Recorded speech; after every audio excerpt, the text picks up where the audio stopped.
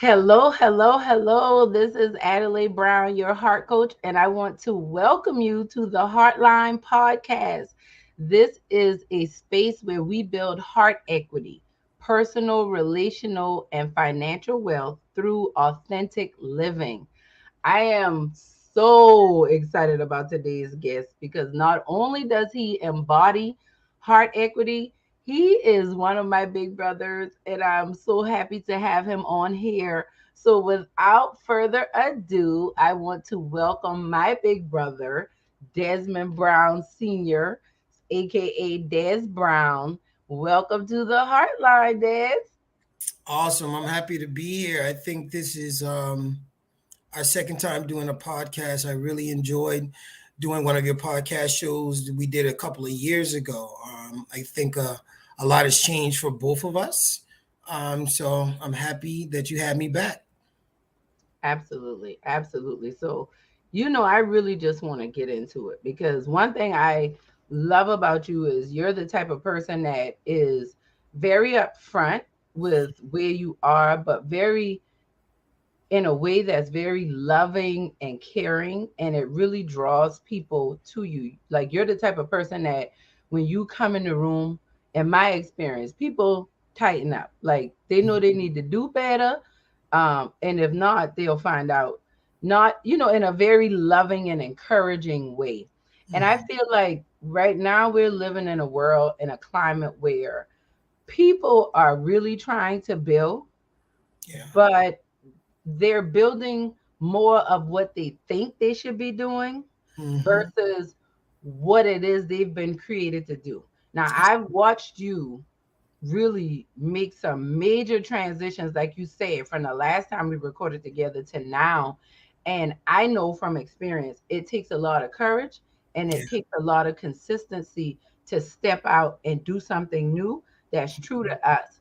So just share a little bit about where you are right now, what you have going on, and how that pertains to the personal, relational, and financial, i.e., your businesses and things that you're doing, that type of wealth in your life. Yeah. I think it's more about finding your purpose. And I think that journey is different for different people. Trying to figure out things that you're good at, that not only you can benefit from financially, but the purpose is, how are you helping people? How are you affecting people? How are you uplifting people, right? How are you making the rules around you better? At the same time, you're trying to progress in your life and you're trying to become better. So um, it's all about your purpose. And it took a long time to like really understand my purpose. There was periods in my life where I thought I knew my purpose, or things that I should have been doing with my life at that time. But the universe kind of has its own way of settling in on your life and making sure that you're fulfilling um, the purpose of you having this human experience, this earthly experience. So it takes time. So that journey is different for everyone.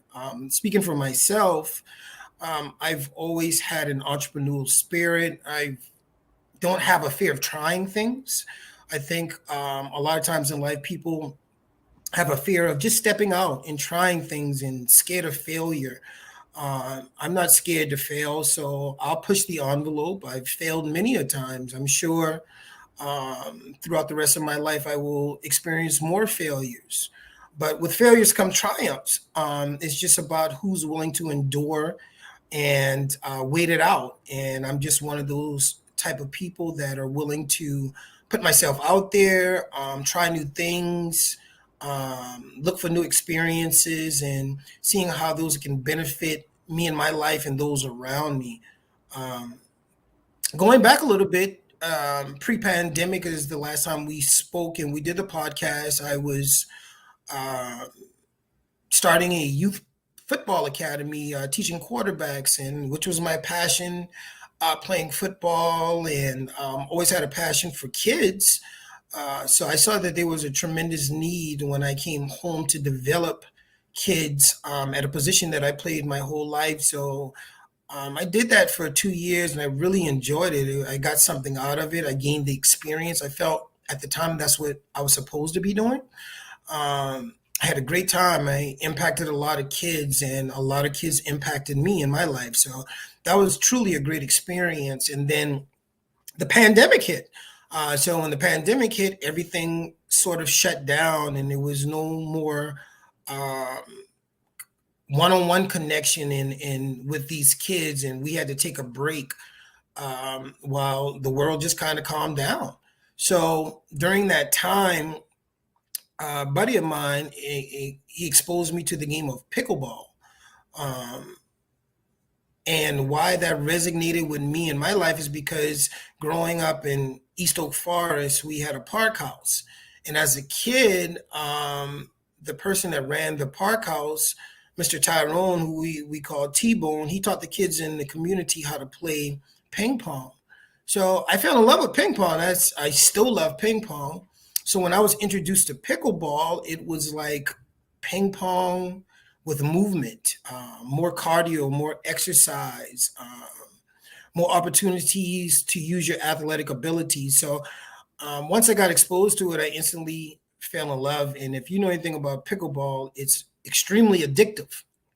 So during the pandemic, I played a lot of pickleball. I got all of my family involved with it, all of my friends, our other siblings, my mom, and the list goes on and on. So all of us are playing pickleball. I fall in love with pickleball. I was playing so much pickleball that I had to figure out how to make money off pickleball because I was just spending that much time doing it.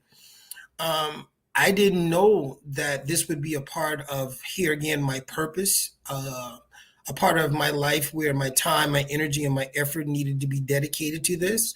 It started off by just trying to introduce pickleball to minorities, African American community and minority communities, because it's such a wonderful game. And what I also understood was as we age as African Americans, and I won't say minorities because I had different experience with different minority groups, but specifically African American group, we don't do a great job of exercising as we age. We have a small percentage of people, so I'm not going to say everyone because that's not true, but there's a very small percentage of people after the age of 40 who actually spend time on their body. As we grew up and the things that we saw our parents go to work every day, and they worked and they were there early and maybe they left late. And after work, there was definitely not a thought of going out and exercising, all right, before work or after work. So speaking for myself, that's what I saw growing up. So I just wanted to change that because what pickleball exposed me to was people that are 50, 60, 70, and 80 years old still out here running around, still out here being athletics, still out here focusing on their bodies and taking care of themselves. So one great thing that I took from that pickleball experience early on is make sure that my people knew about this game and got off the couch and got back to exercising. So, with that being said, it just led me into business opportunities. I started We Pickle Charleston. What we do is we teach the game of pickleball. I do lessons, I do clinics. I have contracts and partnerships with the school system, City of Charleston Recreation, City of North Charleston Recreation, alongside with Charleston County. So, we're out here, we're trying to teach the youth this game. We're trying to get more adults involved with this game. It's the fastest growing game in the United States. It's absolutely crazy right now. So I just wanted to make sure that our people weren't left behind. And I felt it was a part of my duty and my responsibility that this game promoted to our people and also other minorities. When pickleball started, it was always known as a game for older white folks. That's just when you heard pickleball, the next thing you would say is retired white folks. And that's further from the truth. So that's where we are. I love it. I'm gearing up for a huge tournament that I'm having next weekend that will bring money to the local economy. We have over 350 people coming from all over the United States to participate in this tournament. So I just found something I love to do. I always said when I was in the mental health business that I was looking for something that I really enjoyed doing, and was impactful. So now I'm able to participate in sports every single day. I'm able to follow my other passion, which is just helping people, helping our youth, helping anyone. So the universe has just kind of dropped this thing on my lap, and I'm just taking off with it. I don't see myself doing anything else. So it's been great for me. You always bring the heat, but that's the type of a person you are, right? So Right. I just thank you. That just so many things came up for me, but keeping this on the idea of, first of all, it's amazing. You sharing that is a very compressed story, Mhm. because if people know, like you're a living legend here. You're a living legend here in Charleston, South Carolina, where we're from, and I say that respectfully. And Thank you you. can check his receipts. I was there many Friday nights, and I can honestly say that the intensity that you had with football, I Mhm. see that in even in a greater way in pickleball, because what I can see, you mentioned mental health and working in mental health, but what I can see is how much like you've evolved. You've always been comfortable with yourself, but it's like a whole nother level. And seeing you play pickleball, it's inspiring. As much as I get on and off the court, like I always love it when I'm there. It's like I can't even believe I got exposed to a new sport at what, 38 years old, at the Yeah. time when you really brought me in, 37, 38, something like that. But I feel like, and here again, your personality, and I just say this, you viewers will get to know Dez a little more, but Dez isn't a go along to get along type of person. He's just not going to be easily persuaded. How some people say he could be a hard sell. So for you to switch from such a popular, widely culturally accepted sport like football and go to pickleball, like as you said, which was stereotyped as an older, probably more wealthy white man sport, Correct. for you to be able to do that and bring that into our community. You say that you saw the need, but how did you have to grow to be able to do that? What type of shifts did you have to make? You talked about what you went through in the pandemic. We were in that, but personally, on a mental health level, did you have to put any work into your mental health, your emotional health? Did you have to make some changes to be able to show up the way you are right now? That's a really good question. That's a great question. And to answer it, yes and no. The reason I want to say yes is because when I started pickleball, everywhere I went to play pickleball, I would be the only African American, right? That presents challenges, even for people who consider themselves um, the type of person that can kind of get in any kind of situations, any kind of environment, and kind of figure out how to adapt. That still presented a challenges for me because I was certainly the minority, and that was over a year period before I started getting more of my friends and family and African Americans involved. I was just kind of out there. Um, Coming from football, which is a different type of sport, it comes with a different type of emotion. It comes with a different type of aggression. The communication that I'm used to in sports was completely different. Like when I stepped on the pickleball court, people didn't talk, people didn't communicate, people didn't say much of anything. And if anybody knows, if you know anything about me, that's the complete opposite of who I am, my personality, especially when you talk about sports. I'm very vocal, I'm loud. That's just who I am. So I think it was more of an adjustment for these people that I were playing with on a day to day basis. When I first started, it wasn't the big boom of pickleball. Yes, the pandemic opened the doors and there were more people coming out to play, but at the same time, it was still a older Caucasian crowd. And the one thing that was great about it that I have to mention was I was accepted. They brought me in, they accepted me. The people who brought me into this game and introduced me to this game that I play with on a day to day basis were people in their 60s and their 70s. So you got this younger African American out there just talking crap and yelling and smashing.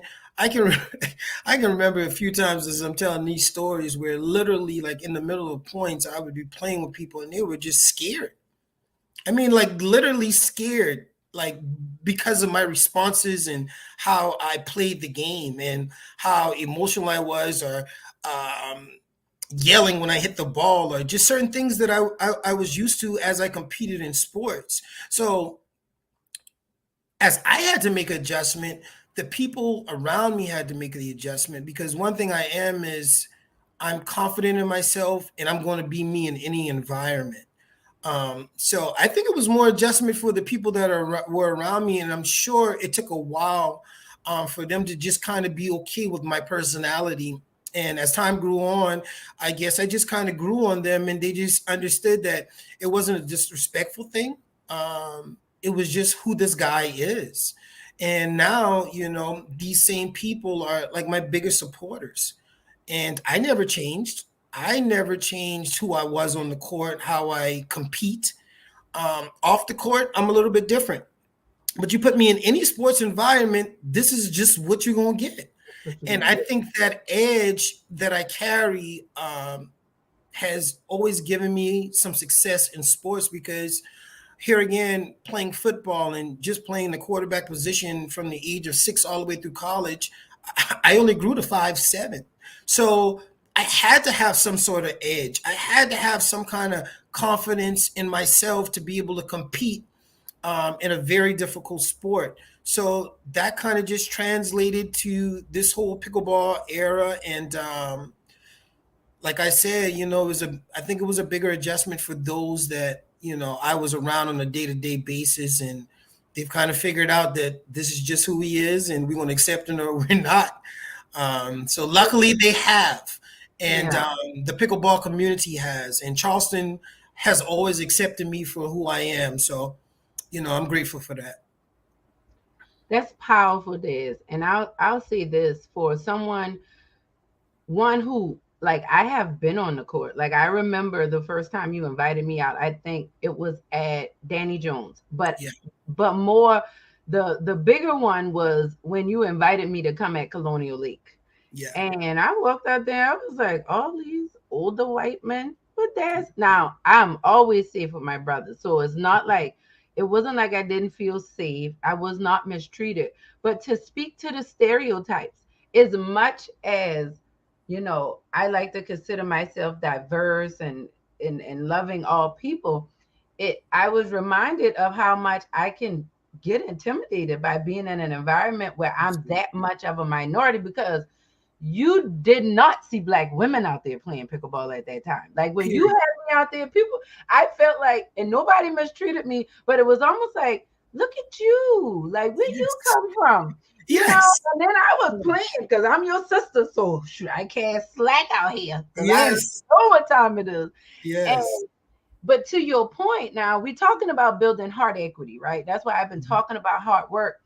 But your personal value of yourself Yeah, has facilitated you building relational heart equity in the community and tearing down stereotypes and barriers that typically what I have seen you do in pickleball, you don't see in Charleston, period, right. at all. Not Yeah, in professional environments. You don't see that in schools. You do not see people coming together and playing like that. And I can attest to that, being just welcomed. Like I know yeah, people want to win, but they also know I'm not out there every morning with them. So it's right. like we trying to win, but I'm gonna be calm. And to the point where you say no trash talk, I remember vividly the day Corey McClary came to that North Charleston gym and Yeah, looked at. I was on the court when Corey came in, and Corey was like, "Hold up, like." The game, we had to pause the game. I think me and you might have been playing together at that time. And Corey was like, hold up, so y'all don't talk? right, No right, trash talk? What the right. what? why you bring me in? Like, I can't do this. And it was like, but it Exactly. was like, man, get on this court. Yeah. And then it's like, I think the other piece too, that just going deep, because this is how I see things, I feel like you're tearing down barriers that help us not feel like we have to code switch, that make Yes. us feel like we don't have to like show up and be someone else to be acceptable or to be digestible. Hmm. And like, I can see the respect, I see the respect, and I know the respect, and I hear about it, I encounter it. So I just think that, one, I want to commend you for just always being the trailblazer you were, because like, you brushed over the fact that you played football from 6 years old through college, and you never got taller than 5'7". You Yeah. were not the third string quarterback. Never. Never. So you were always the starter. You know what I'm saying? So you've always had that edge. But tell me some of the feedback that you've gotten as you've built, as you've been building this relational equity. How have your community or peers been responding to you, seeing you show up with pickleball? Because everybody know you for football, or catering, doing something with food, just getting out there. But you've always been someone to try. But how has that been? How has that been?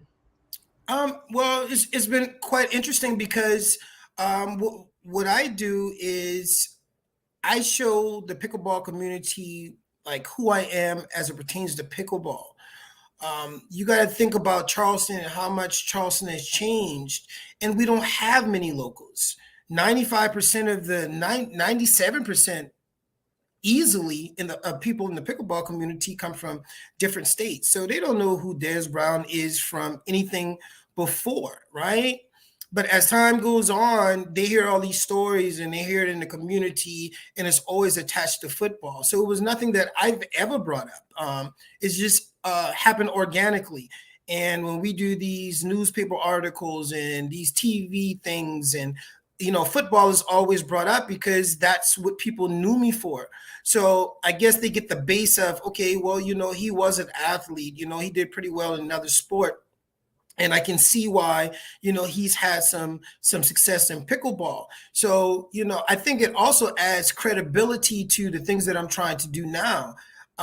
With coaching and giving lessons and doing all these clinics and all these sort of things, I just bring my sports background, and I think that makes me a little bit different from other instructors. I think I'm a little bit more personal. I think that I understand what I need to do to help people become better at pickleball in any sport in general. And that comes from my experience in sports my whole life, and coaching my whole life, and all these different things that I've done in sports. So I just kind of bring that to what I do now, and it's been successful. When I communicate, I hear a lot of feedback of from people that I train and I work with, and they always talk about how I'm able to communicate to them the things that they need to do to improve, things that make sense to them, where they don't really have to think about, like, what is he actually trying to get me to do? How can I actually get better? Because one thing I certainly try to do is, if you book a lesson with me, I don't want you to waste this money, because it's not cheap. One, right? Two, you're trying to get the most of your out of that hour session that we're together. So I take pride in that. And another thing is, I want to make sure that you come back. So it's very personal to me. I dissect your game. I watch you play before we work together. I watch the things that you do. If you're coming from a different area and I've never seen you play, I do an evaluation. So we're not wasting time. We hone in on the things that you need to get better at, and we focus on that. And those are just little things that I brought from just being in competitive sports my whole life, and I think that it really makes a difference. The biggest word that I can use is that it's personal, right? I look at each individual. Addie, if you book a lesson with me, I can tell you right now 5 things that I know that we need to work on to improve to make you the best player that you play. Because I'm observant.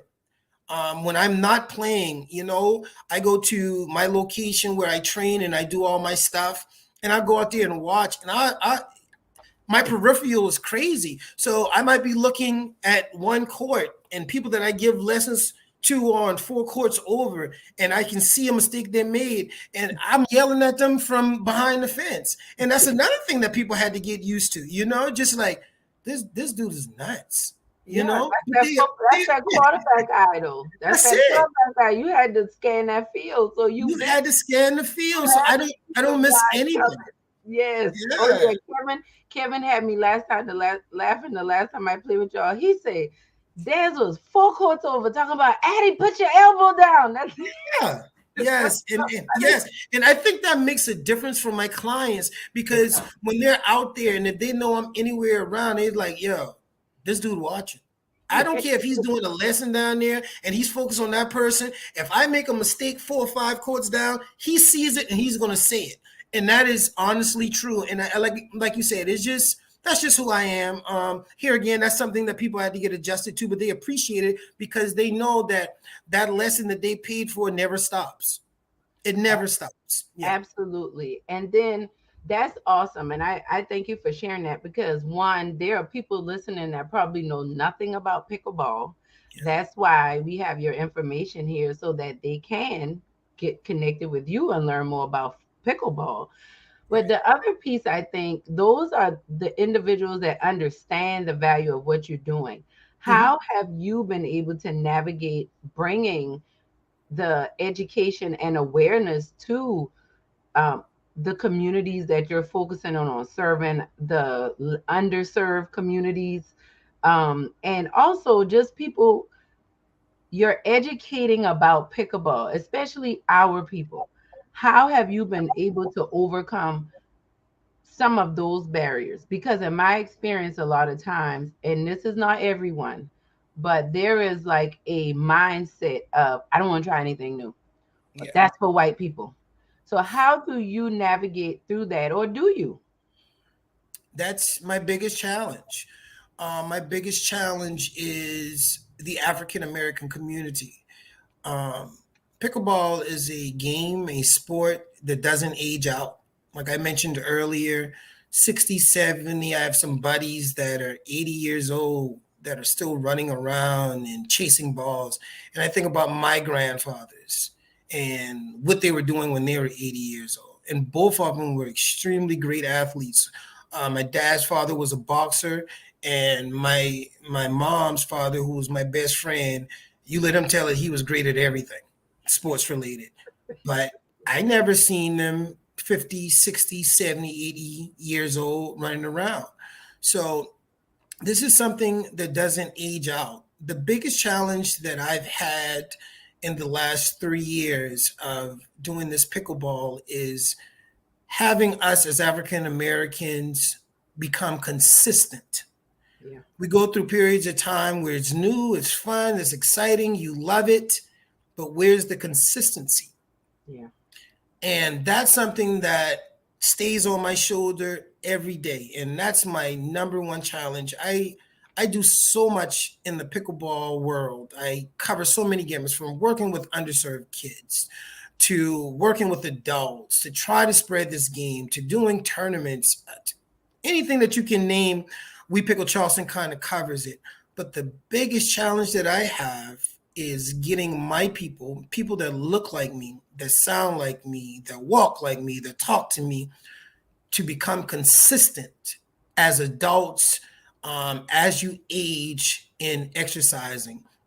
So I wish I could say something different as far as I have that figured out and I'm able to motivate. It's just a small group of us. I started the Port City Pickleball Club yeah, about 2 years ago. It was great. We put on a tournament. I mean, excuse me, we got involved in a tournament together, our first tournament. We had over 30 of us. We had the grills outside, we had the tents, we had the music. So here again, we're mixing in a whole different type of environment, a different yeah. community. We come in there with our shirts on.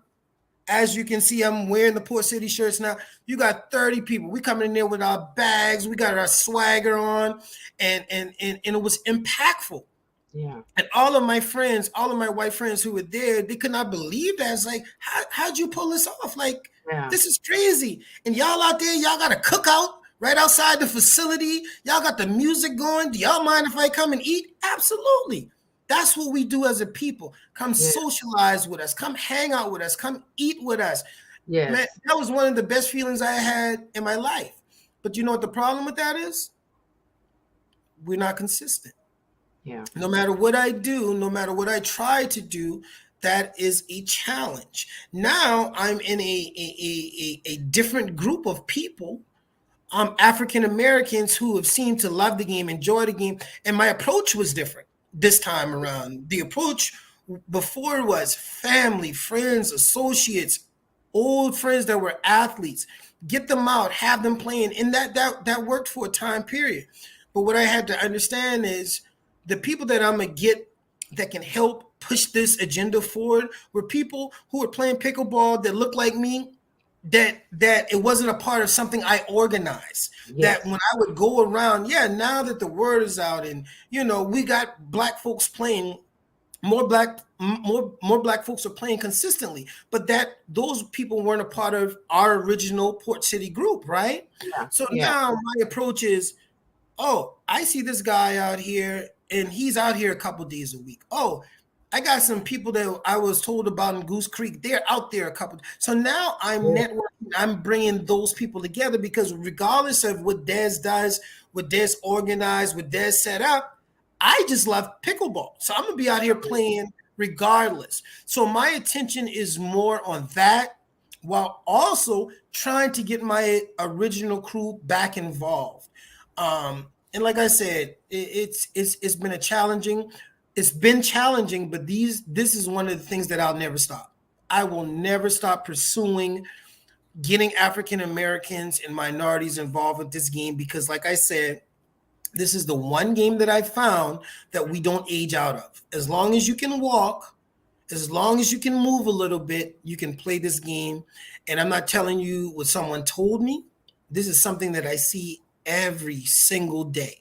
So I just want our people to get them moving around again. That's it. Yeah. I thank you for sharing that, and I think it's a valid point because I'm listening to you talk, and I'm thinking about me because I'm one of those people. And what comes to mind for me is, and I would love to hear your thoughts, and the whole thought that we have to prioritize our health. Now, for me, that's like the overarching thing.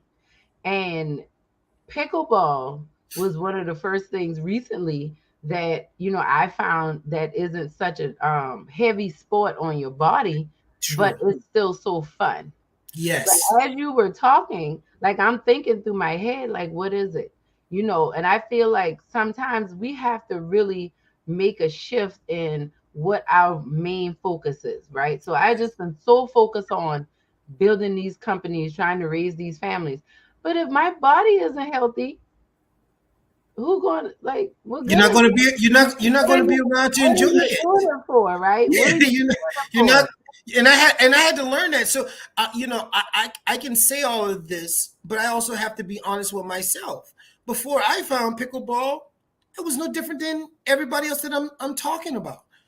Inconsistent. I'll go through periods of times where I work out. I played a little bit of flag football to say I was doing something, which was what, once or twice a week for an hour. So I was always doing something. I'm not going to Yeah. act like I Oh, was me completely on too. the couch. Yeah. Yeah. But I understand that, guess what? I really wasn't doing anything. I Correct. wasn't making my health and my body the focus. But there's so much involved and so many positive benefits to getting out and doing something every day. And I don't want people to just get caught up on pickleball because pickleball may not be for you. But Yeah. what I Yeah. am saying is you have to find something. You have to find something. Oh, you're gonna grow up in, oh, my back hurt, oh, my knee hurt. Nobody wants to hear that because you Um, honestly control that. I had to have my whole knee redone. I yeah. have several diagnoses with back issues from wear and tear from football. So I can make a million excuses, you know, Correct. but my body changed through pickleball.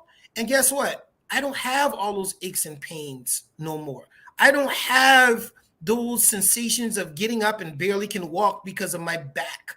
I used to get steroid shots in my back because this is how bad it was, and I was trying to avoid surgery. I haven't had a shot in my back in over 2.5 years because of pickleball. So Wow. if it's not pickleball, I want to encourage you guys to find something. I'm an advocate for as we age, find something that you like doing. So the difference is, and this is a key part of it, sis, find something that you enjoy doing. I don't enjoy going to the gym and lifting Me, weights. me I, either. I had so many years, I had so many years of my life where I had to do that, right? Correct. Correct. I don't want to do that. I'm not getting up in the morning and running 4 or 5 miles. I'm just not going to do that, right? So I had to find something that I can compete at because I'm a competitor. Going to Very. the Yes. gym Yes. and lifting weights, that's not competing for me. It's Yeah. competing for some people, right? Yeah. You're trying to figure out, I want to be the strongest guy. I want to be able to bench 400 pounds. I want to be able to squat 500 pounds. That motivates you. That drives you. That doesn't do it for me. I'm a true competitor. Like I compete, I'm trying to win. And I found something at this age of my life that for the next 40 years of my life, 30, 40 years of my life, it never stops. And I'm always going to be competing. So I just found something that works for me that also may work for some other people. But I'm encouraging your audience, our friends, our peers, our family to find something. My mom never played a sport in her life. My mom's 73 years old. My mom plays pickleball, I know that's right, Auntie. right? Just had a knee replacement. Got Yes. other got other issues, right? But I don't allow her to make No, that an you don't. excuse, No, you right? So she's in Charlotte. She's playing in pickleball groups and environment where she's the only black person. She has the same experiences that I had. So I talk her through that. I navigate her through that. And not only that, you in sports, it's a competitive thing.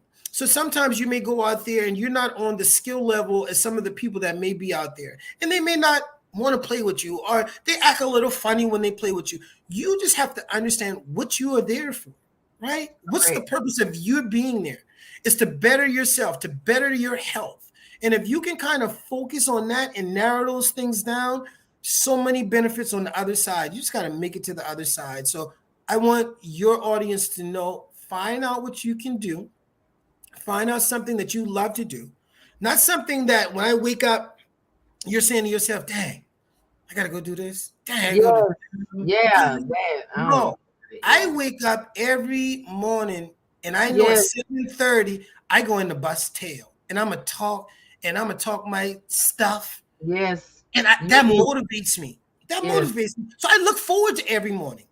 If you was Yeah. telling me, Des, yo, you going out here and you preparing for a 5K and hey, let's go run the Cooper River Bridge. I'm looking Mhm. for an excuse not to do it. You see what I'm Yeah. saying? Yeah. That Right. one. Yeah. But Yeah. now I'm the opposite. Like, no, I'm going out and competing. So I look forward to that. So again, I just encourage you to find something you enjoy doing, whether it's pickleball, whether it's lifting weights, whether it's going out and walking, whether it's running, whether it's tennis, whatever it may be. A couple of years ago, before the pandemic, I was a referee. I refereed basketball. Yep. Yep. So I had the opportunity to referee the senior games. Never knew anything about senior games in basketball, right? It's 3-on-3.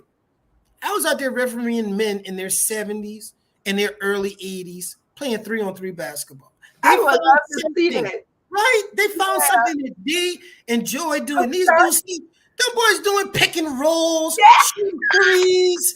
I just like, Shot. right, you know? So those experiences definitely have motivated me. So, it's just something that I'm passionate about. And I hope that this conversation that I'm having with you inspires somebody. We're not going to, in nothing we do, we're going to get everybody. But if we inspire 3 to 5 people in the next month to get off the couch, find something they enjoy doing that that betters their health, job well done today, sis. Job well done. I'm gonna say this because I'm gonna let you know we're gonna do consistent recordings because I honestly I'm about to open a can of worms, and we've been recording for a good bit of time, but you said something I think is really important because I personally have been on that journey. So I've been doing water aerobics, I've been doing weightlifting, I've been doing just different little routines because I found myself like I don't want to be bored, but I don't want to jog. That is not what I want to do. I Yeah, don't want to weightlift. Let no, me let me do some planks or something, but I don't want to weightlift. no. I like pickleball, but what I have to learn is the discipline with the time, to discipline my time better. But like to your point, it's been exciting going to water aerobics. I'm the only black woman there, and Yeah. I'm so welcome and I love it. And everybody is so nice and so kind. And all I'm thinking is, how many things have we missed out on in life just by upholding these outdated stereotypes with Yes. race? Yes. I don't even like to use race because that's a made up thing. With people, with places, and things, and that's why I think this conversation is so important because it's so important when we think about building heart equity in the three areas: personal, relational, and financial wealth. Personal wealth is dealing with your physical body, your mental health, your spiritual health. You know what I'm saying? And how you're taking care, your emotional health, how you're taking care of yourself. But you today have really highlighted how that focus on the personal wealth has in turn built your relational wealth, and it's also tapped into creating financial wealth. So as we Absolutely. get ready to like wind it down, I want to encourage our audience to hear what Dez is saying. Like you'll hear more of his story because I tell you, anybody that know me know how much I love my brothers and talk about them all the time, and they know this brother. They know all of them, but they know this brother. And you've been able to just really like overcome a lot of things. But today you really helped us. I feel like you called our heart tribe. That's our listeners, our tribe. You really called our tribe out to find something that they can do and be consistent in it. Now, I haven't found the one thing to be consistent in, but I can tell you I've been consistent at trying to find stuff to be consistent in, Yeah. which I'm not in the pain I used to be in. You're right. My back does not hurt the way it used to hurt when I used to get up in the mornings and things like that. And I'm even noticing that, like, okay, this is getting better. Just being consistent and moving. So to your point, find something you love, take the time to do that, and give yourself room to try new things, right? Because you don't need to stay stuck where you are. If you're doing the same thing and nothing is changing, that's defined as insanity. It's not going Hmm. to change. It's time to do something different. So let's switch gears a little bit and talk a little bit about your business. Let the tribe know, one, about your businesses, and two, how they can connect with you. I have your information, here, but let us know a little bit about the lessons and how people can get connected with you. Yeah. Well, first, before I even get into that, I got to get on you real quick too, and I'm gonna do it in front of your listeners because I have to hold you accountable. Because if people know your story and our story as siblings, when you became a part of the family, you got into the sports world. Like soon as you got in, you were into the sports world with me and Craig. Jimmy was a little bit older than us, and but at the same time, everything that we did on a day-to-day basis and throwing the ball and catching the ball and in the backyard playing basketball and me teaching you how to throw a football and all these different things. You grew up the same way that I did. And I said when I got into pickleball, when I introduced you to pickleball, that a big thing for me was that, for me and you, like I want my sister to be my partner. Like for the next 20 or 30 years competing in tournaments, this is the person who I want on the left and the right of me. And I know that when the time comes in life where if this is what you want to do, like what me and you can accomplish on the court, and it's not even about the wins, but it's what our presentation looks like to people that look like us. If Des and Addie are out there and they're competing and they're having some success at this, then I can do this too. But more importantly, like I competed with Craig. We have stories that we can share with our kids for the rest of our lives, right? Yeah. I miss that with Jimmy. You know, I missed that by a couple of years. Yeah. But me and you still have a story to tell in Mm. sports that we can do together, you know? And I'm Yeah. patiently waiting, and there's never going to be a rush because here again, this don't time out. This Yeah. don't age out. Yeah. But I'm holding you accountable because that's me and your story. Yeah. That's the story that has to be written. That's the story that our kids have to share and that's going to be passed on. So me and you we got unfinished business, whether you know it or not. I'm never going to let you. No, you're not running from that because I No. know what's in you.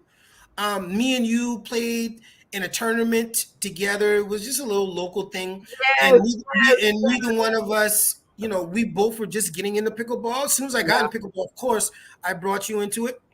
And our one experience that we had together, we didn't do well, right? Yeah. And that's perfectly fine because during that time, all these old people was kicking my butt, Yeah. our butt, right? Yeah. We were Yeah. just learning. These people have been playing for years, but at the end of the day, me and you are competitors. Yeah. That can't be me and your final story. That cannot be me and your one and only time competing together on the court, and that was the outcome because we have so much more in us, and we got bigger fish to fry. So now I can answer your question, but you had to hear that too. No, I thank you for that. And before you answer your question, no, I thank you for that. And to just to receive that, I think with that history, I allowed that, like I allowed those thoughts to get in my head because I'm still working through that insecurity. Yeah. And you calling me out just being real, I'm like, man, my brother, I'm sorry, I can't be playing with him because I ain't good enough, and I know your Mhm. expectation, and I will default back to being busy. You know what Yeah. I'm saying? I mean, it's real, but you make time for what you want to do. And So I know it's in you. And the yeah, only reason I'm at the level of playing that I am and you're not is because of the inconsistency. yeah, Because if you what you have in you and the natural abilities that you were blessed with, if you had the opportunity to be consistent and put in an hour a day of just getting better, there's no doubt what you would be right now. But that's old news. We only can control what happens moving forward, and that I don't mind taking 10 steps back for me and you to take 10 steps forward together. So when no, that time I comes and because it's gonna come because it's no, it's written. coming. I put that It's in the coming. universe when I started playing pickleball Yeah. that You me told and me that. her are gonna do this together. Like this is something we're You gonna do said that. together. Yeah, as far as competing. Yeah. And I don't, and you know, which is unique. I don't play in Kevin told tournaments me anymore. that, Kevin, the last time we came, Kevin said, when we left, Kevin looked at me and Kevin said, you need to get it together because Des wants you to be his partner. But you Yeah, had already told me that. I just act like I ain't hear it. I know yeah, you told me that. But no, I received that. See, the thing about this podcast, and that's why I knew when you came on, that's why you needed to come on because it's about keeping it real. yeah. And one thing about me, I'm about doing my work. And one Hmm. of the things that you did, and I go into this, and I have to go into this. One of the things with me being a part of this family was helping me to know that I am and Hmm. I'm valuable, and you always gonna hold me to that level. And Hmm. what I and I'm saying this because it's people in the tribe that are doing this, and you think you tricking yourself, but you're not. And if you don't have people like Des in your life, you're gonna go through years of thinking that your excuses matter. And Yeah. so what I need you to know is that you matter, you're Hmm. important, and what you're doing is important. Cause see, I convinced myself, oh, he doing good. He forget, but he got another partner. I look at how some of them other people play. I'm like, Yeah. he got him some partners. He don't need me. But Yeah. like you saying this today, it just takes me back to, like, honestly, you are loved, you are Hmm. appreciated, you are needed. And that's why doing this is, and that's for me to embrace that. So Hmm. I, one, answer the call out, Hmm. and two, we will follow up to get me back on this track of consistency so I can start competing because this way I need to be. Period. The end. That on that part, not the end. To dot dot dot to be continued to because the tribe will start to see some of our pickleball in the future. Yeah, we can share it, but with me saying that about you, I think that for the last 20 years, I would say easily the last 20 years, that just is me and your relationship holding each other accountable for certain things. So you had certain expectations for me and things that you've had visions on that I should be doing that I haven't fulfilled. So that's just my side of the story. You Yeah, have a different side of the story, pushing me to podcast, be more vocal, have a more presence on social media. And I haven't fulfilled those obligations. So we have things that we have to do for each other yeah, because that's how our relationship always has been. So right. we'll get on that, but I do want to. I know we're running short on time, so I want to answer your question about the businesses. I told your audiences a lot about We Pickle Charleston, but another thing that I do is the Kids Pickle Foundation. That is my nonprofit, and that is working with kids in my community, underserved kids. Some kids aren't underserved, so I just don't want to use that name because I Correct. work with kids who come from mom and dad, two-parent households who are doing great, but are involved in a program that help uplift their kids. So Correct. in our after school program on James Island, we do homework assistance, and then we also teach the kids pickleball. So something that was very important for me is for our African American and minority kids to be exposed to games that typically we wouldn't be exposed to. We get football, we get basketball, we get baseball, but my focus is on pickleball, and I'm incorporating lacrosse this year for my kids. Lacrosse is a great game, excuse me, a great sport that are looking to give out scholarships, looking to give out minority scholarships. We Please, don't get Mr. exposed to that.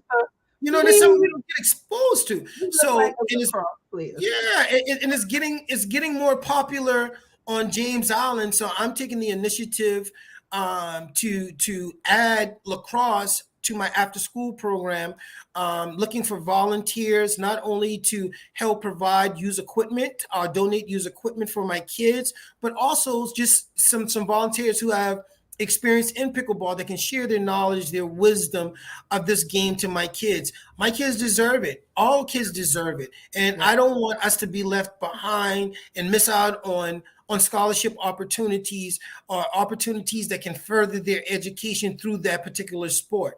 By time I deal with elementary kids, by time they get to high school, pickleball will be, it's already in colleges, but it'll be correct. a sport that'll be in the Olympics, and many opportunities present themselves for our kids. So yeah, I can teach them football, but everybody does that. Yeah, I can teach them basketball, but everyone does that.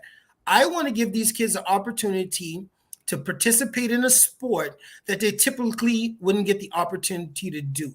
So that's my passion. That's my journey. That's what I'm doing out here. And I love it. I wake up every single day and look forward to doing where God has put me at. And that's what I'm doing. I love you, man. I I love you too.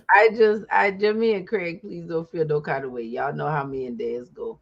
But I like, oh God, this is just such a blessing. And I just thank you so much for teaching us, teaching the Heart Tribe and how you build heart equity. I Mhm. thank you for being here. I thank you for just showing up and always being yourself. I thank you for just setting an example of what it means to live life authentically on purpose, and to build heart equity. You will definitely be back again. And Awesome. I'm looking Love forward to by the next time you come back, we'll be updating the people about how your girl has gotten back consistent. Because now you really done called me out.